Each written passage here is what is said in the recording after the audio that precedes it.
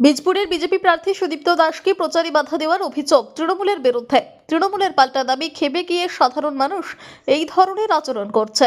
Halisahar Lalkuthi bus stand থেকে colony বাজার পর্যন্ত জনসংযোগ করেছিলেন বীজপুর কেন্দ্রের বিজেপি প্রার্থী সুদীপ্ত দাস।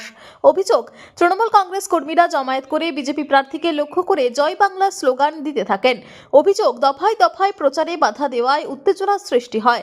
ঘটনা নিয়ে বীজপুর কেন্দ্রের বিজেপি প্রার্থী সুদীপ্ত দাস বলেন, প্রথমে কোনা কলোনি মোড়ে তৃণমূল কংগ্রেস কর্মীরা জয় বাংলা স্লোগান দেয়, ফের লক্ষ্মীনারায়ণ কলোনিতে ওরা জয় বাংলা স্লোগান দেয়। দলীয় কর্মীদের ওরা তেড়ে মারতে উদ্যত হয়, এমনটাই অভিযোগ করলেন বীজপুর বিধানসভার বিজেপি প্রার্থী সুদীপ্ত দাস। এ বিষয়ে হালিশহর শহর তৃণমূল সভাপতি প্রবীর সরকার বলেন, এই মুহূর্তে প্রশাসন আমাদের তত্ত্বাবধানে নেই। নির্বাচন কমিশনার এক প্রকার জরুরি অবস্থা জারি করেছে, সুতরাং জবাব দেওয়ার দায়িত্ব নির্বাচন কমিশনারের। বাংলার মানুষ ভীষণভাবে ক্ষিপ্ত হয়ে রয়েছে।